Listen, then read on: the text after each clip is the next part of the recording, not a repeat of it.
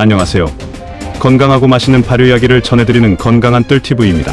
지난번 전기밥솥 하나로 청국장 만들기라는 영상에 많은 분들이 관심을 가져주셨어요.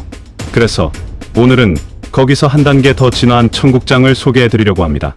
바로 곡물의 왕, 귀리를 넣은 청국장입니다. 귀리는 식이섬유와 베타글루칸이 풍부해 콜레스테롤 저하와 혈당 조절에 효과적이며 장내 환경을 개선하여 장 건강에도 매우 좋습니다. 단백질 폭탄인 메주콩과 식이섬유급 판왕인 귀리가 만나면 어떤 일이 벌어질까요? 단순히 영양만 좋아지는 게 아닙니다. 청국장 특유의 부드러움에 귀리에 톡톡 터지는 식감이 더해져서 식감 천재가 탄생하거든요. 특히 혈당 관리가 필요하시거나 다이어트 중인 분들에게는 이보다 더 좋은 보약이 없습니다.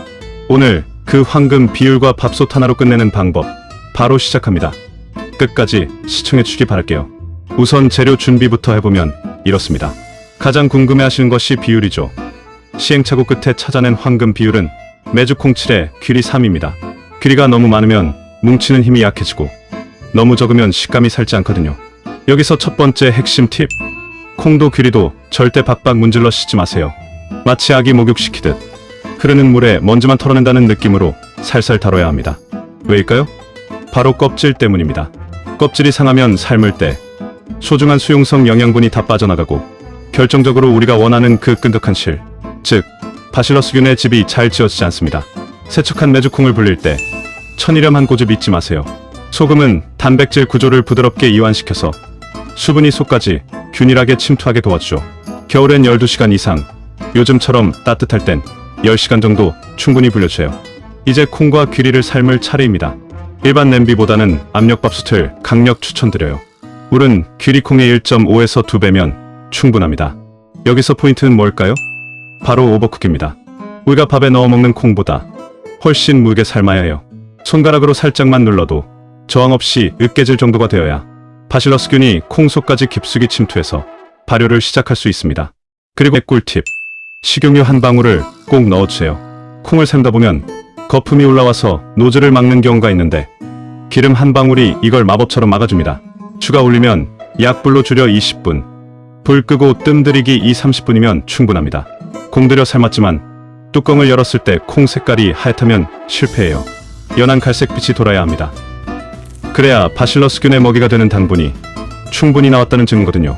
참, 그리고 이 삶은 물, 콩물 절대 버리지 마세요. 나중에 발효할 때 습도를 유지하는 데 쓸 수도 있고 된장국이나 찌개에 넣으면 감칠맛이 훨씬 깊어진답니다. 아주 요긴하게 쓰이죠. 자, 이제 가장 중요한 발효입니다. 많은 분이 여기서 좌절하시죠. 바로 온도 때문입니다. 청국장을 만드는 바실러스균은 40도 전후에서 가장 행복해합니다.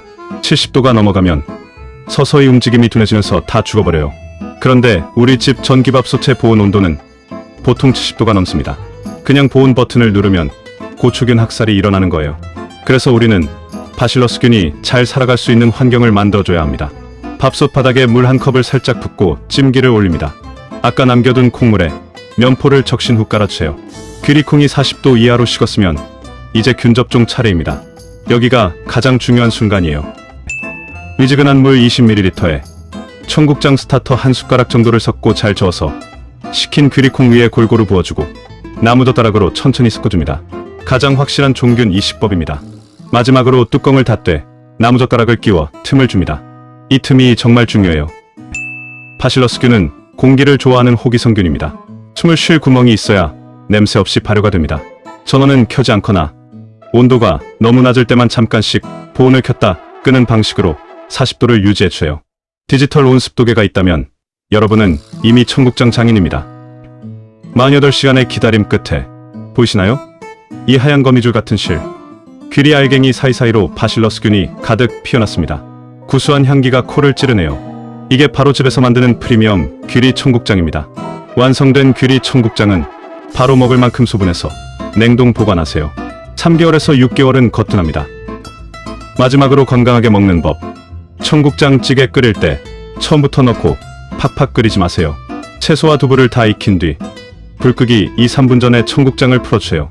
그래야 살아있는 효소와 바실러스균을 온전히 섭취할 수 있습니다. 귀리에 톡톡 터지는 재미와 청국장의 깊은 맛, 여러분도 꼭 느껴보셨으면 좋겠습니다.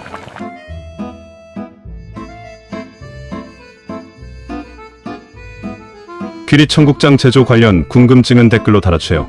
중요한 내용은 고정 댓글에서도 확인하실 수 있습니다.